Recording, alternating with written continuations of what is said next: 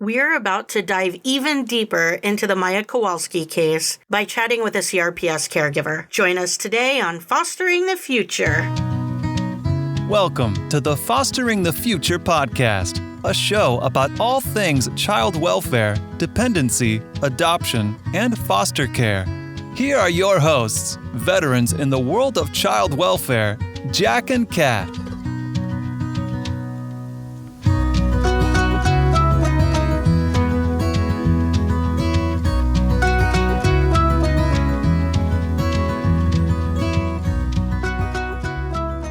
We believe that every human has incredible and equal value regardless of what side of the courtroom we sit on. We hope that everyone feels welcome and accepted here on Fostering the Future.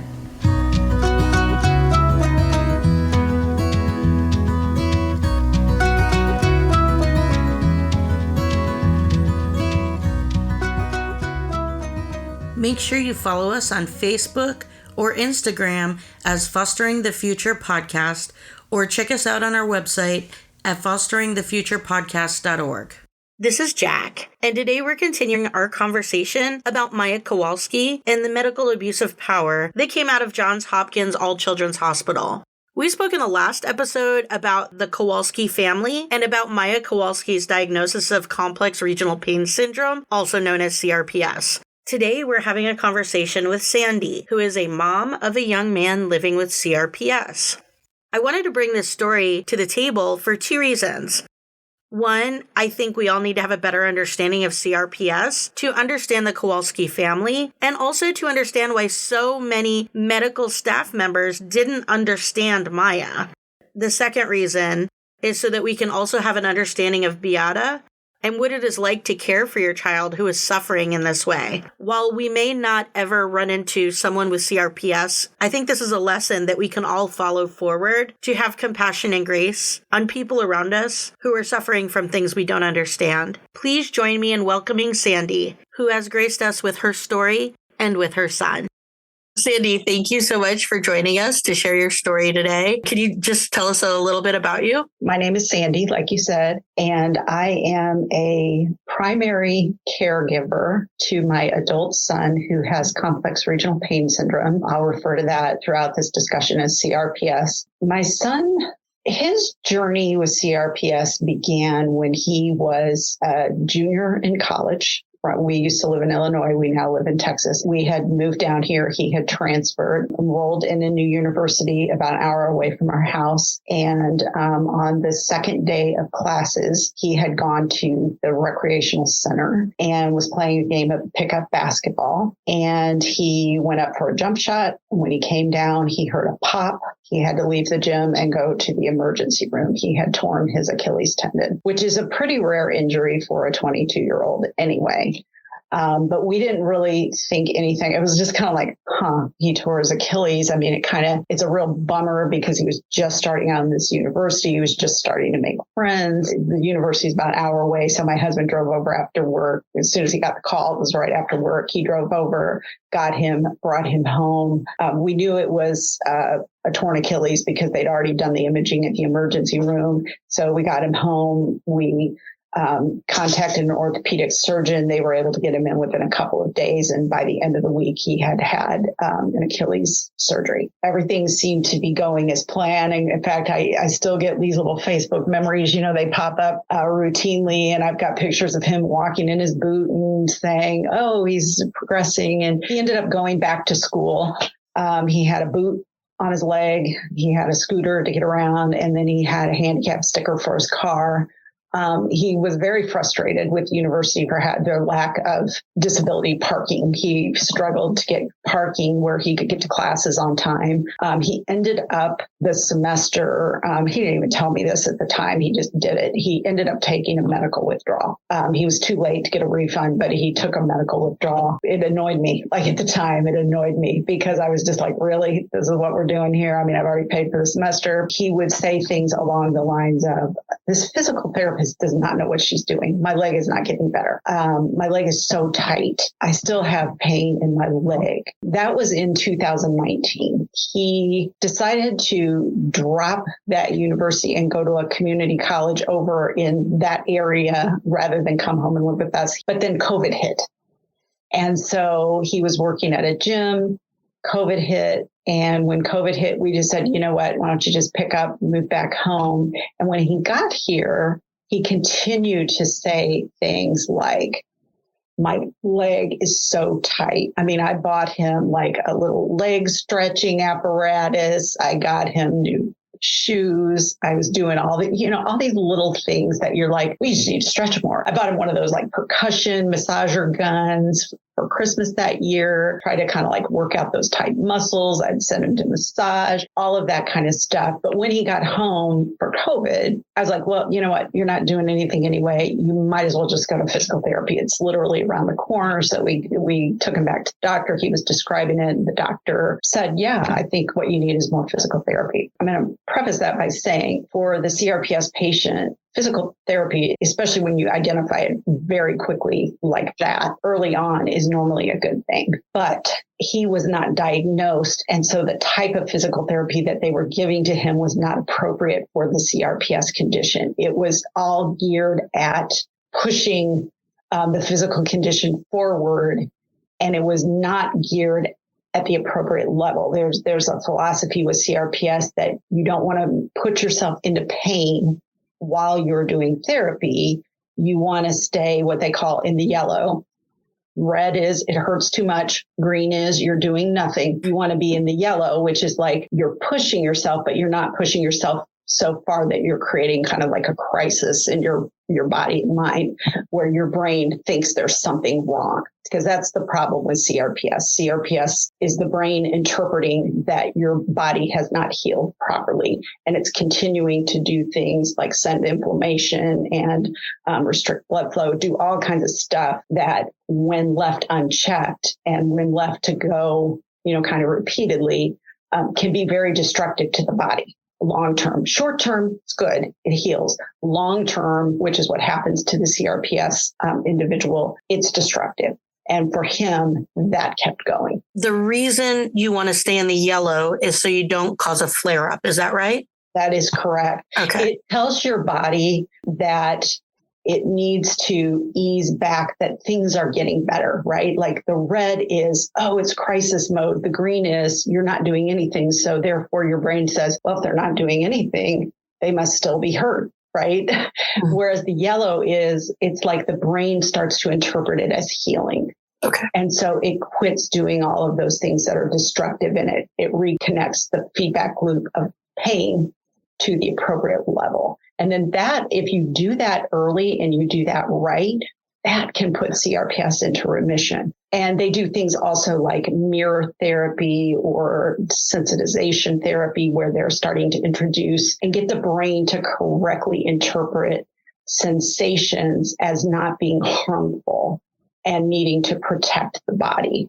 Which is at the heart of what CRPS is. It's the brain's desire to protect you from harm. I mean, it's actually a good thing, but it's a good thing at such an extreme level that it becomes destructive. So that was like early on. He was still not diagnosed. That was like March, April of 2020.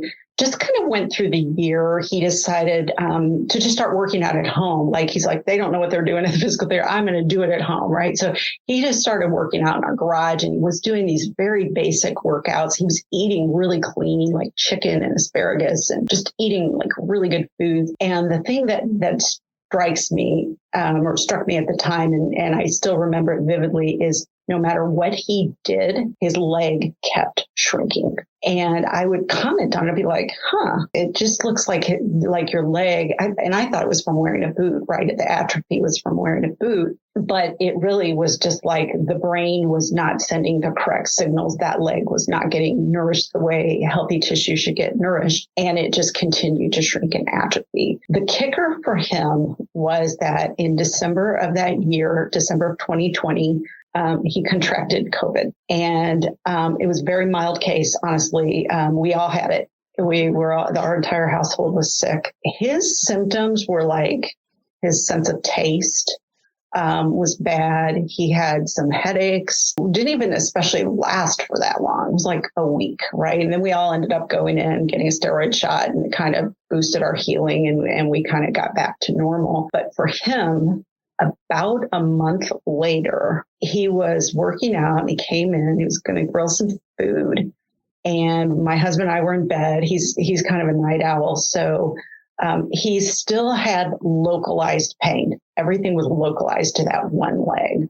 He was in the kitchen and he screamed. And my husband came running in and he thought he blew out his Achilles again. And he was just beside himself. He was just like, I can't do this for 6 more months. I have to have surgery again, and like the whole thing. So my husband took him to the emergency room and his Achilles was fine. And then it's like, okay, now what do you do? Like, then he started getting these really strange radiating, like you could see his muscles twitching. He said he felt like his leg was like jelly, very strange.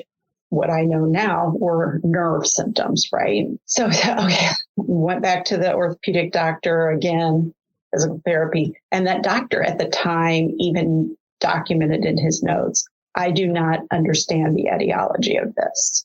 He just flat out wrote, I don't know what's going on. He never went to nerve stuff, which is devastating, because what that meant, I didn't know enough about it at the time to know, oh, we should have just gone and got a second opinion, right? Like, I trust that this doctor is a very good doctor. He's done surgery on me too. I trusted that he knew what he was doing. I don't know why he didn't make the connection that when my son was complaining about this severe ongoing pain, that it was nerve. I do not know why. What ended up happening was he gave Connor another order for physical therapy, and we live in North Dallas. So I was like, you know what? We're going to go to the clinic where the Dallas Cowboys go, because they will know what to do with this, right? Like, they're paid the big bucks. So we were going to go to that same clinic. And, but it took a long time to get in. It took a couple of months to get an appointment. And so in the meantime, I kind of convinced him, let me see if I can get you in with a pain management doctor, because if we get in with a pain management doctor, then they'll be able to at least give you like some trigger point injections or something just to relieve this pain. When we got to the pain management doctor, Connor started in, talking about Achilles tear, and I've got this, my Achilles is still doing this. And the doctor said, just stop. He said, I don't even want to hear about what you think it is. I want you to tell me what you're feeling. And so Connor described it, and he said, I don't think it's your leg that's in trouble. I think it's your back. He ordered an MRI of the back, and sure enough, he had blown out a disc on that night. He'd blown a disc. Okay. Now, we were like, great. Now we know what it was. Let's fix it and then move forward, right? Like that, in our minds, that was going to be the end of it. So we did a couple of epidural injections, and his back and that jelly leg did start to feel better. But then the original pain in his calf was back. We're going back and forth to follow-up appointments. And the doctor's just like sitting there with this quizzical look on his face. And he goes, you know what? I think you got more than one thing going on here. Just take off your shoe. So Connor took off his shoe, and he said, look at the color of your foot. So back to, this is the Budapest criteria. He said, look at the color of your foot. Your foot is red. Now, it was red. I will give him that. It wasn't so red that it would have set up alarm bells. Now, I've seen it get that red where I would have been like, holy moly, what's going on with your leg? I've seen it get that way now. At the time, though, it was just kind of it was redder than the other leg. It wasn't something that would have like super duper stood out to me, but he knew what he was looking for. Then he starts pointing to changes in hair growth patterns, things like that, asking Connor all kinds of pointed questions that would help him identify from a Budapest criteria perspective, do you meet this criteria? And by the end of that appointment, he said, I really think that you have a condition called complex regional pain syndrome. By this point, it was 1 year and 9 months since the original Achilles tear. So he was well past the acute stage of complex regional pain syndrome. Now, up till then, it had been relatively contained to that one leg.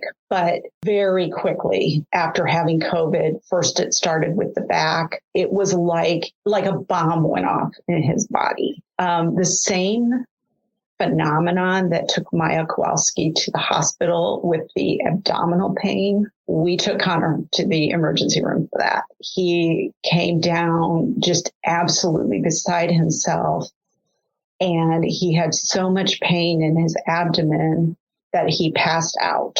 It took 3 of us to get him to the car for my husband to get him to the emergency room. I mean, and I remember sitting there saying to him, you know, of course, at the time he's on all kinds of like narcotics and they're starting him on all these new medications. And so you don't know, is this from that or is this from something else? It was awful. That was awful. That was an awful night. Went to the emergency room. They do the stuff and they tell us there's nothing wrong.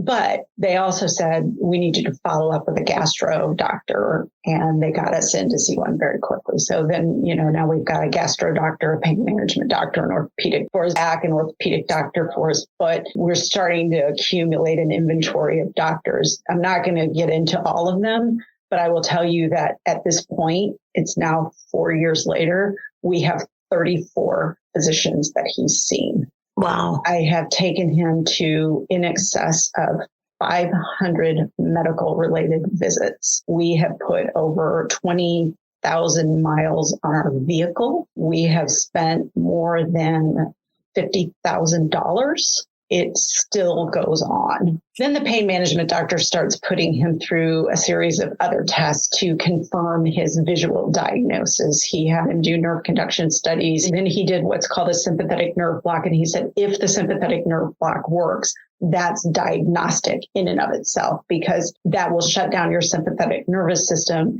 And that's a root cause underlying CRPS, is that your sympathetic nervous system is stuck on. He said, you turn it off. And he said, sometimes what can happen is you turn it off and it's like rebooting a computer. You turn it off and your brain and your body get back in sync and you come back.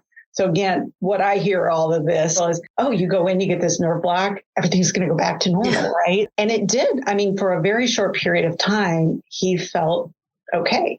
He was like, yeah, I feel better. He went out to dinner with us one night for pizza. I mean, when he was laying in bed with that first disc and all of those shooting pains, he was pretty much bedridden for about 2 months. He really was like gritting his teeth, gutting it out. He would lay face down on his bed and just lay there because it was the only way he could get comfortable. Now we're starting to learn CRPS. And I will just tell you, I did not get it. I did not get how bad it was. I kind of thought, oh, we're just going to turn him off and turn it back on and everything's going to go back to normal. And I remember that was like early summer 2021.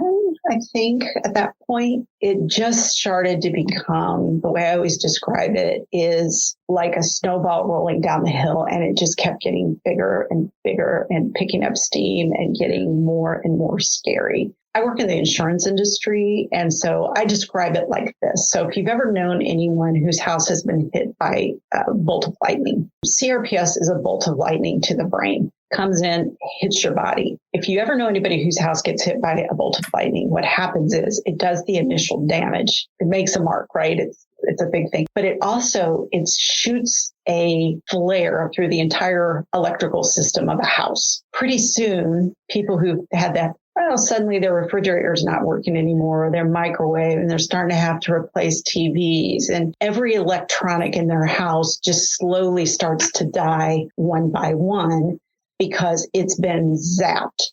CRPS is the same way. It is a lightning bolt to the brain, but it has a ripple effect throughout the entire nervous system. And if you follow any kind of CRPS sites on like Facebook or things like that, these people fall apart. I say that with profound sadness. When I found those sites, they were very validating to me because I was like, oh, he's not making this up. Because your inclination is, it's not that you don't believe them.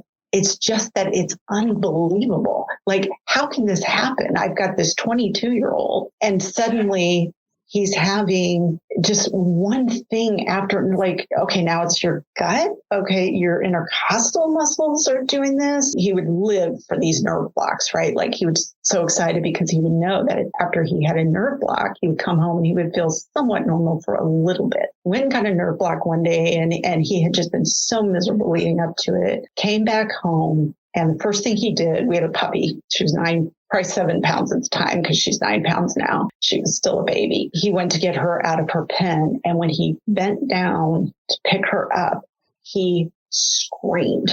And I was like, okay, now what? It was his arm. He thought that he had tore the muscle in his arm. He still, to this day, does not know what's wrong with that arm. That night, we jumped in the car and we ran around the corner to the physical therapy where he was going. And I'm like, can you just tell me if I need to, did he tear anything? Like, can you tell, did he tear something? Do I need to take him to the emergency room? We decided he didn't need to go to the emergency room. We came back home and we just kind of wrapped it and said, okay, we'll make an appointment with an orthopedic doctor and we'll go do that in due time. It's not even going to do us any good to go to the emergency room because there's nothing they're going to do anyway. But this just went on and he started getting all kinds of symptoms like he couldn't regulate temperature. We live in Texas. It was the middle of summer. Going outside, even to get into the car to go to a doctor's appointment. So walking from our house to our driveway was a major event for him. He would get so overheated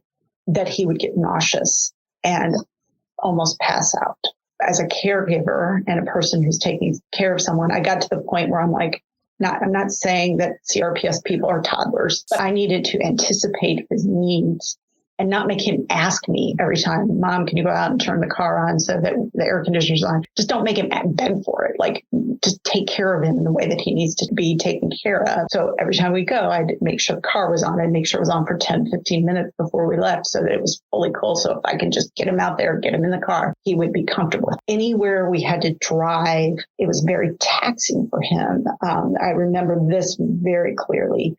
If I drifted off to the side of the highway where you hit those little rumble strips, it would set him off. Like that vibration would set him off. Couldn't remember things. Like he had no recollection of things that were talked about in doctor's appointments. His sense of temperature, his blood pressure, he would get tunnel vision. He would have tinnitus. He had severe clenching in his jaw. Oh my gosh. Like any one of these things alone would drive you crazy. And to have all of it at once, like it makes me want to throw up. It's the entire sympathetic nervous system. He couldn't properly go to the bathroom. He couldn't tolerate the feel of fabrics on his body. He had one pair of pants. It couldn't be too tight. It couldn't be too loose. It couldn't be too scratchy, and it couldn't be too soft. He had one pair of pants that worked. He could not wear socks. He could not wear shoes comfortably. He ended up with a pair of slippers that would work because they went up high enough that they weren't over the spot that would make him mad or drive him crazy. Then what started happening was it started like actually harming him. He was stepping into the shower one day and he screamed. His brother went running. All of a sudden called Dad, get Dad up there. They had to get him out. Come to find out he tore his right hip labrum. A couple months later, tore the left one. Oh my gosh. This just went on and on and on. We knew that his ankle was fine because when he went to the emergency room, they did a scan of the ankle and it came back with a clean bill of health. From that time to about a year later, he had been basically bedridden. And one day we went in and he mentioned to the doctor, my ankle was really bothering me. And they reached over and they kind of grabbed it. And when they grabbed it, he passed out and almost threw up. On the way home, he was like beside himself. They ended up ordering an MRI. I thought the MRI would come back fine, right? Like, because why wouldn't it come back fine? We had a scan a year ago. It was fine. You haven't done anything since then. What's going to harm that ankle in the meantime? And the answer to what is going to harm that ankle in the meantime was his own brain. His brain was not creating the proper amount of blood flow and nutrition to his soft tissue to keep everything healthy. When I went to pick up that MRI results, I always picked them up because I didn't want to get to doctor's office. They don't have them. When I got it and I looked at it, it had severe tendonitis. It's I will never forget these words. It said, this represents like a major difference from the previous scan. Severe tendonitis, interstitial tearing. His ankle was just completely torn apart. And from doing nothing. He hardly walked. So we had to deal with that. It was just the one thing after another. And meanwhile, I didn't connect that this was all CRPS. Like, I didn't know. I was like, is it COVID? Does he have some kind of, we were seeing neurologists, rheumatologists, endocrinologists, gastroenterologists, urologists. We ended up at a geneticist because they thought connective tissue disorders. Like I said, we're up to 34 physicians by now. His body was destroyed. At this point, he's like 24. That was the dynamics of him and his CRPS. I did find a paper at one point, and I cried when I found it. That's written by a doctor named Robert Schwartzman. He's deceased now, but this paper was written in like 2014, and it's called Systemic Complications of Complex Regional Pain Syndrome. And when I read that, it was like the holy grail of papers to me, because it explained every single thing and it validated every single thing that had gone on with my son. Can you share what treatments your son has tried and how effective they were? Absolutely. I'm going to preface it by saying, obviously, the experience that I just described for you, it was very traumatic. It was very traumatic for him. Two things that tell you that. One, he routinely asked to have his leg amputated, routinely. And two, on probably 3 to 4 occasions, he expressed to me that he had lost his will to live, and that the only reason he did not act on that feeling is because he worried what it would do to me. And he used the phrase, "I don't want you to find me." He said that to me on my 30th wedding anniversary, and it was like a knife in the heart. Mothers on the internet saved my son. And it's one of the reasons why I can so relate to Beata, because you're so beside yourself. You're so devastated by what's happening and what you're watching with your child. And you feel so powerless to help them, because you're at the mercy of taking them to someone and what they know. And doctors do not know everything. They only know what their little corner of the world looks like. They have, their offering of products and services. And if you don't fall within that offering, you're in the wrong spot. And you don't know even sometimes what to ask for, right? And truthfully, you do have to ask for things a lot. If even one of his doctors read an article on CRPS, I would be shocked and amazed. I don't even think they fully put together what was happening with Connor. I eventually did, but it wasn't a doctor that helped me get there. It was a random person on the internet sharing Dr. Schwartzman's article and me having the wherewithal to go, this looks like probably one I should read, right? Like, it feels like this might give me some answers. And it gave me every answer I needed. It was incredible. All of that to say trauma. And so my advocacy and the things that I do now, it's like a trauma response for me. I can't bear the thought of another person going through what he did and not knowing what to do, because we didn't know what to do for a very long time. And I remember when he told me on my anniversary, what I just described, I'm not going to say it again because I'll cry again. But when he said that to me, I looked him in the eye and I said, I promise I will figure this out, but I need more time. Now, I'd started following all kinds of Facebook groups, which are a combination of really good information and horror show, because you are seeing the worst of the worst when you're out there. In part, it was good because the horror show part even was good because it gave me the push, and it's like a serious shove is what it is. It gave me the push to spring into action. I got to do something. I can't let this wait. You have to act quickly. Don't delay. I heard about spinal cord stimulators. We had doctors tell us about that. Obviously, the blocks that I was talking about, we knew about those. There's ketamine, which is what Beata took Maya to. My son had ketamine as part of an anesthesia. The thing with CRPS patients is the more you mess with them, it can jump around and it can make it worse. So the doctor would use ketamine in his IVs to create like a dissociation between his brain and his body to prevent spread during any kind of a procedure. So the only time he's done ketamine is when he was having surgery to prevent exacerbation. Yeah. So there's ketamine.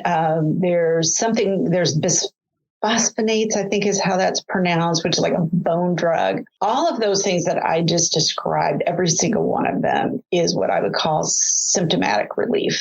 It will address symptoms that you're having. We even did things like Botox, trigger point injections using lidocaine. All of that, every single one of that is targeting symptoms only. The only way to really truly address CRPS at the root cause is to address the disconnect between the brain and the body, retrain your brain. And you have to retrain your brain that the pain that you're feeling is not justified. So you can do it through that red, yellow, green system that I was talking about. You can kind of brute force it. That takes a really long time, and you need to catch CRPS fairly early for that to really work. The other way that you can retrain your brain is through neuromodulation. That was one of the things that I kept seeing on these Facebook sites that I followed, was something called scrambler therapy. I don't know if anybody else has mentioned that to you. There were 3 people in particular. I kept seeing their names attached to it. I'm actually friends with them now. Scrambler therapy was for our house. I don't say this lightly. I'm not a super religious person. I'm not a religious person at all. But if I were to describe Scrambler, I would describe it as like watching the hand of God reach in and heal my son's brain. That is not an overstatement. What it does is, it was developed in Italy. There's a couple of companies that offer it, that distribute it throughout the United States. What Scrambler does, like I said, it's neuromodulation. So it's a machine, and it uses surface electrodes. You place the surface electrode over a dermatome, and there's 2 of them. Like somehow you create a loop for that signal to go through. It sends an electronic signal, very gentle, very mild, does not hurt. And that signal reaches the brain and is interpreted by the brain as being non-pain. And it zeroes out your pain. It can zero it out for many people. Like for my son, the minute they turned it on and got it to the right level, his pain was completely gone, like within a minute. You do scrambler therapy over the course of 2 weeks. 2 weeks is how long it takes your brain to form a new habit. So if you're going to exercise, if you want to start doing things or thinking about that, you got to do things over the course of a period of time so that you develop these new neural connections that create new habits. So he would go to the clinic. We went to a clinic in Florida, wonderful doctor named Dr. D'Amato, and he did Kalmari Scrambler. He went in on the first day and they hooked him up. And he was a strong responder to this therapy, like really strong. I don't want anybody listening to this to think this is a normal response, because many, many people take longer than he did to feel that level of relief. And that's okay and normal. Everybody has their own journey with this stuff. At the end of the first hour, you do it an hour a day for 10 days. At the end of the first hour, we were walking out to the car and he goes, well, I did not expect that. And I said, hey, yeah, I was hoping for that. I don't know that I expected it. He went home on the first day and he was pain-free for 3 hours, which was like a miracle. The next day he went back and again did his hour treatment. He was in zero pain while he was there. We went back to the hotel and he was pain-free for 5 hours. When we went to dinner that night, we were driving in the car and he had what I describe as a physical reaction to a thought, where you can like actually see someone like kind of turn, like something is changing in their brain, the way they think about things. He said, do you think I'm going to be able to go home after this therapy and have a life again? And I said, well, I do. That's why I would have moved heaven and earth to get you here. And it was a journey to get him there. Even it took us a very long time to get him off of his medications because you can't have anything that creates interference in the brain. So all of these drugs that all of these doctors had him on, and it was a lot. We had to take him off of all of those, which is like super duper scary to someone who's been in that much pain for that long. It was a fight for me to get him off those medications. He didn't want to let it go. I don't blame him. I would feel the same way, but I knew that those medicines were a Band-Aid and that this could be a solution. So then we get to dinner after that car ride there, and we're sitting at dinner. And again, this just like physical reaction to a thought, like his body like jolted. And he said, "Oh my God, Mom, this is just so weird." He said, "My brain feels different, like it's not being squeezed, and my hands feel normal again." Then it was just boom, boom, boom. He went for the next 8 days. You do 5 days 1 week, 5 days the next week. And by the time that he left, his CRPS was in remission. For him and his journey, that was not the end. He's still in his journey because CRPS destroyed his body, destroyed it.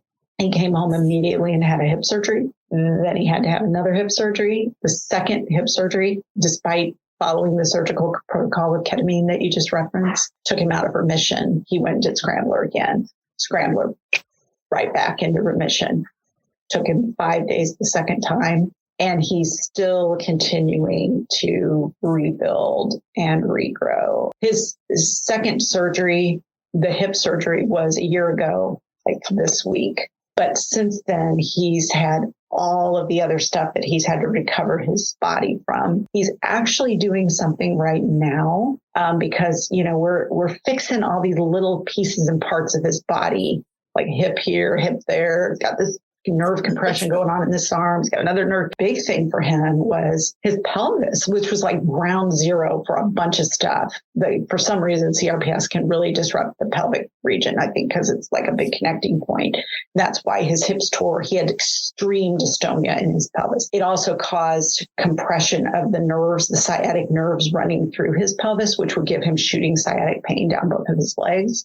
We found a doctor here that does something called nerve hydrodissections. Connor would always say, "My ass is on fire, Mom," because it's squeezing those nerves that run right through there. And so he's done a lot of nerve hydrodissections through his pelvis.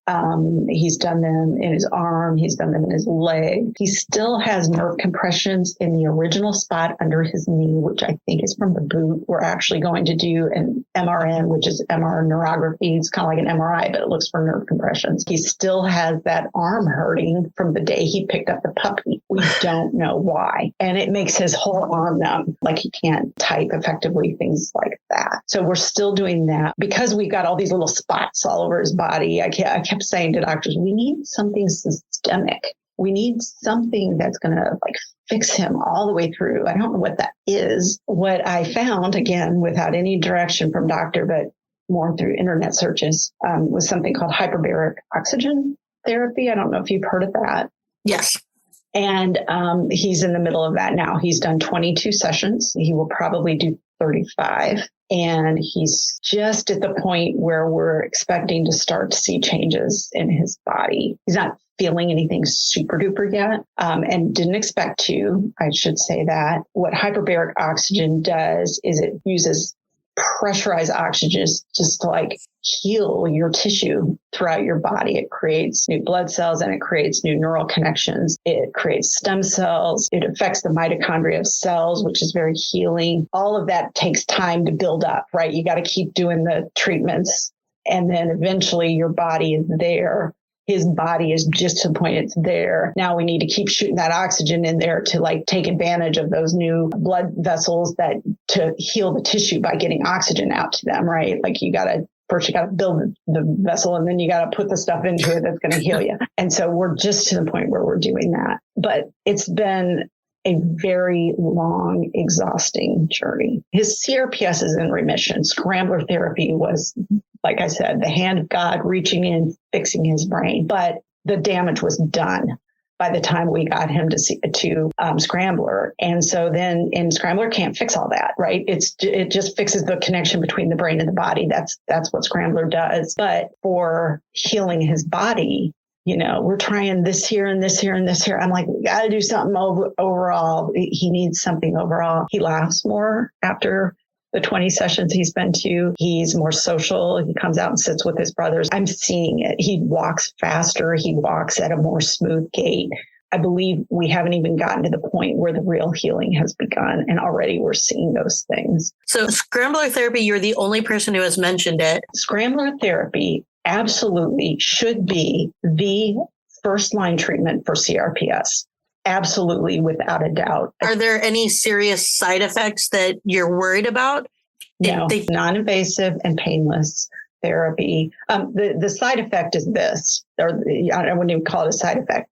The ramification is it doesn't work for everybody. It's a computer algorithm. It may or may not be a match with your brain. If your brain is not one of the 16 pre-programmed algorithms, it's not going to work for you. So the worst thing that happens is it doesn't work. And you spent your money, which is devastating for the CRPS patient because they get their hopes up and then their hopes are crushed. That is not to be downplayed. I can tell you if we would have gotten there and it wouldn't have worked, I probably would have gone into a depression that would have lasted a very long time. I've known people that's happened to. It is devastating. It can put them in a headspace where they lose their will to go on. But what I did and what I counsel people is go into it with your eyes open. It might not work. Have a backup plan. What are you going to do if this doesn't work? I had a backup plan. I had an entire list. Ketamine was on there, as was a spinal cord stimulator, as was bisphosphonates. Like I had a whole list. I had them in order. I was ready to go. But the other thing is all of these procedures, hyperbaric oxygen, Scrambler, they're not covered by insurance. Like we live in Dallas, so we have a lot of stuff here. Folks who live in rural locations, they don't have this stuff at their back door. They got to travel somewhere. That's another expense. They don't have the money to do it. It is my life goal to get Scrambler covered by insurance. I will do whatever I can. The big thing that they push, spinal cord stimulator, probably costs $80,000 to $100,000 for an insurance company. If you think about if Connor would have gotten that, he would have had a spinal cord stimulator at the age of 25, and then he would have had to maintain it for the rest of his life. You're not going to put one in at 25 and it's going to last forever. So you're going to do this surgery 2, 3, 4, 5 times, whatever it is. Scrambler was less than $4,000 for him. We just paid it. We also had to travel, so that was another $3,000, $4,000. So less than $10,000 for him. To many people, that is an extraordinarily large amount of money. I recognize that, and I do not minimize that. For us, we are very fortunate. My husband and I are in a position to pay for that for him. He could not have paid for it on his own. So that's the downside, right? But it's a huge savings for an insurance company to pay for that. Yes. And instead of the spinal stimulation, let's think about fiscal responsibility for these insurance companies. That's such a small percentage. When I was talking to my friend Lynn in this episode that I was talking to you about, where we discussed the Maya overall story, and she talked about her situation with Sally Smith. Her son didn't end up having CRPS, but something similar. They were trying to figure out what it was, but it wasn't CRPS. It was another pain syndrome. She went to all these doctors and they were like, it's either in his head or it's like an isolated incident and he'll get better. She started what we call doctor hopping and hospital hopping. You don't take your kid home from someone telling you they'll be fine and this is all in their head and just, okay, we're going to give up. Like, we're just going to go home and we're going to live like this for the rest of our life because the doctor said that we're fine. And you're not fine. Like, that's not what a parent does. A parent advocates for you, right? Throughout the trial, there's so many moments where Johns Hopkins and their attorneys are mocking Beata for her online little blogs and her community of other moms that she talks to. Oh, you just heard me say I did the exact same thing. Right. If we go to a doctor and they don't have a solution to our kid, do we just give up? No. Like, we find other doctors. And how do you find other doctors? You talk to other people on the internet. There might be some bad information on the internet and you have to filter through it. But there's also bad doctors out there that you have to filter through. The way that they were mocking that, it really reminded me when you were talking about the people that you found online to provide you some information. Like, how else are you supposed to do this? Like, we don't just give up on our kids. No, you're absolutely right. And we didn't really, we were lucky. So the first pain doctor we went to, he gave Connor the diagnosis, and then that diagnosis stuck. We did get eventually a second opinion, just because I was like, what else? I was struggling to figure out what to do with him. Like, I didn't know what to do to fix him. That was before I learned about Scrambler, and it was maybe like 8 months after the initial diagnosis. We never had anyone walk back a diagnosis. But the one thing, and I do love this doctor, so let me just say that up front, I always felt like he had Connor's best interest at heart. I felt like it was upsetting to him that he couldn't help Connor more than he was. Like, I truly felt that.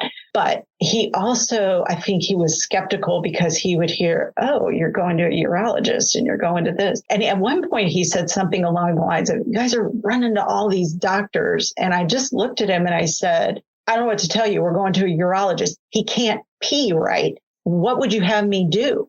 And he had no answer to that. And then he never questioned me after that. I have a pretty good ability to read an article and go, this will work, and here's why, because here's the dynamics or the mechanisms of CRPS, and here's what this modality does, and here's how these two things meet. Not saying I'm perfect, but I can do that pretty well, and I can also explain it pretty well. There's a lot of people who can't do that, but I can explain it to doctors. Connor, with his CRPS, it affects their brain. Their cognitive abilities are affected, and they don't remember stuff. I wonder what would have happened and how he would have been treated if I was not in the room every single time. And when I say every single time, hundreds of medical visits, hundreds. I have been in there hundreds of times, and I'm pretty outspoken. I'm not unwilling to push back. And like I said, when the doctor said, why are you going to do this Scrambler thing? I don't think I would do that if I were you. And my response to him was, this is what we're doing. That was the end of that conversation. I listen to every word they say. I do listen to every word that doctors say, but I also think they come at it from the four walls of what their practice is. I'm a pain management doctor. I can offer you spinal cord stimulators, nerve block, blah, blah, blah.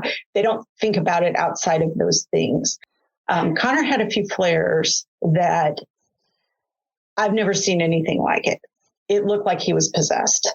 It looked like his body was eating him from the inside out. I don't even know how to describe it. It was traumatic for me to watch. And they always happen in the middle of the night. I've got a day job just like everybody else, but I'd be up with him at 2 or 3 o'clock in the morning for hours at a time while his body was... It was horrifying what his body was doing to itself.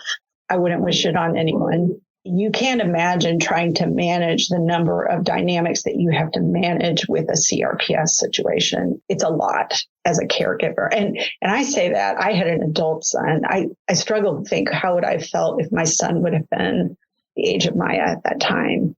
I don't wish it for her, but I understand how she came to the conclusion that she came to for Beata. Yeah. I understand how it happened. I don't blame her. I don't think she's a selfish person. I think she was doing what she needed to do, what she thought was the best thing for her family. I think I usually think when somebody does that it's so selfish because of the way that it affects everybody else. But in this situation, it really feels very selfless. Again, like I was telling you before, I went through a very small experience of that, like not having the ability to make decisions for your child. I absolutely can understand how you could get to that point. But I also kind of feel like it had to have been like, if you feel like this is the only way to get your child out of this situation where she's literally being mistreated. They took her away because they thought it suspected child abuse, and then they abused her themselves. It's just, there's just no excuse for it. And that part about where they put the toilet away and wouldn't help her, that was abusive to me. How can you walk when your feet are frozen? You can look at someone and say, with their feet like they can't walk, and now you're not going to help them get to the restroom. It's just like the most basic human need. Like how they treated her like that is just so devastating to me, and how that must have made her feel. And I think how it made Beata feel is like the thing that really overwhelms me, because it's kind of interesting to talk to you versus to talk to some of the other people I've spoken with who have CRPS, is how hard it is for the person taking care. Like the people that I've spoken with who have CRPS, like it's almost like, even though it's devastating what they go through, it's almost like a hero story. Like, I've been through all this and this is where I am. And it's like almost very positive, even though we're talking about something that's like horrendous. Speaking with you, I mean, I don't have a child with a disease like this, but I can feel how that must feel. And I can feel how that must feel for Beata in some scale, especially when it's your kid. It's like it's our job, to take care of them and protect them. I felt like I was in a race against the clock from two perspectives. The one clock was his will to live. I had to beat his will to, I had to find a solution before he lost his will to live and acted on it. The second clock for him, he was 25, and we have a very firm cutoff in this country of 26 where you're on your parents' insurance. So there was an incredible anxiety and pressure for me, like, oh my God, my kid is going to lose his health insurance and I don't know what it's going to be like if we have to start over and he has to have new doctors and like all of that. Now, what I learned, I could petition my employer to have him declared medically dependent on me and remain independent. And I got a 2-year extension for him to remain on my health care. Okay, you spoke about this list, your backup list, if the scrambler didn't work. You said ketamine was on it. Was a ketamine coma on it? I would not have advocated, because Connor was an adult, so it's his body, his decision. I would not have advocated for him to do that. And I don't know that he would have come up with it on his own because I was the one doing all of the reading. That is not something I would have considered advocating for him to do from his own perspective, for where he just had it as part of like IVs. He hated it. He did not want to go down the ketamine path. It was on the list of like, well, here's something we could try later, but it was not very high up on the list because of driving home from the, procedure after he'd had it. He'd be like, oh, I hate the way I feel. And he didn't like it. So that would not have been something that would have been up there. And I can completely understand why that raised some red flags. What pisses me off, though, is that Beata worked with physicians, and physicians recommended this to her. And she worked with board certified physicians to develop a treatment plan for her daughter. People do medical tourism all the time to go to Mexico. So Scrambler, like I said, was invented in Italy. People go to Scrambler in Italy. People go to Italy also. Italy seems to be a hotbed for CRPS treatments. They have something called noradrenate in Italy. It is a bisphosphonate infusion that you do. It has to do with like the bones, like your bones. I don't know how it works exactly. That one I don't understand the way I understand Scrambler, but it does help a lot of people. So let me say that. That one was like next on my list. There's also a doctor out in Nevada named Dr. Tolstrup or something. He was on my list of like, he does like surgical interventions. He's of the belief that CRPS always results from a nerve injury out of pocket. He does not take insurance. So he was on my list. Spinal cord stimulator, very bottom, ketamine, one layer above that. Bisphosphonates were toward the top. And then there's some other things that I've learned about since then that I probably would have had on my list, some different neuromodulation kind of things. Based on your understanding of the Maya Kowalski case, do you think it is more likely that she had CRPS? Is there a part of you that doubts it and thinks that it could have been a psychiatric syndrome, such as conversion disorder? I am 100% convinced she has CRPS. I've seen it and I know what it looks like, and that's what it looks like. What do you think everyone seems to have gotten wrong about the Kowalski case? Early on, when Connor was experiencing all these stuff, I just told you a little while ago, it's not that I didn't believe him. It's that what was going on was unbelievable. Like, I'd never heard of it before. How could like your entire body fall apart at one time? And I really did not have a good working knowledge of the nervous system, right? I don't think most people do. I do now. I think I could have been a really good neurologist or neuroscientist. If I could start over, that's what I'd be.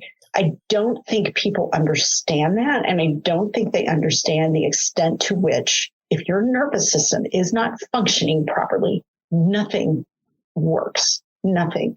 It is the bolt of lightning to your electrical system that puts out every appliance in your house. Truly, that is what it's like. And I don't think people don't understand that. They're like, oh, her leg hurt. No, it wasn't that her leg hurt. It was that her brain was not functioning properly, causing her leg to hurt, but then disrupting every other part of her body at the exact same time. And I just don't think people get that. I didn't. I can say it. I did not. If I had watched this trial, not knowing what I know, I probably wouldn't have been as big of a believer as I was. I just think that that's human nature. I absolutely 100% would never have wished this on this family. It was a devastating situation in every way possible. I would not want anyone to go through that ever. But given that it's happened, the sliver of a silver lining for the CRPS community is that awareness has been made. And I will say, I went to a Friendsgiving dinner last week, like a kind of community thing. And I was sitting next to a young mother. Somebody was asking me a question. And I said, my son has a rare neurological condition called complex regional pain syndrome. You may have heard about it because there is a documentary on Netflix now called Take Care of Maya. And the young mother on the other side of me said, she was more indignant about this trial than I was. Like, she was furious. So here's someone who probably 6 months ago would not have had a clue, who was aware of this condition. And I can't even tell you the number of people who reached out to me. Oh, you got to watch this documentary. So many people. Thank you so much for joining us today. Make sure you subscribe and follow us on social. We hope that you join us again next time and keep on fostering the future.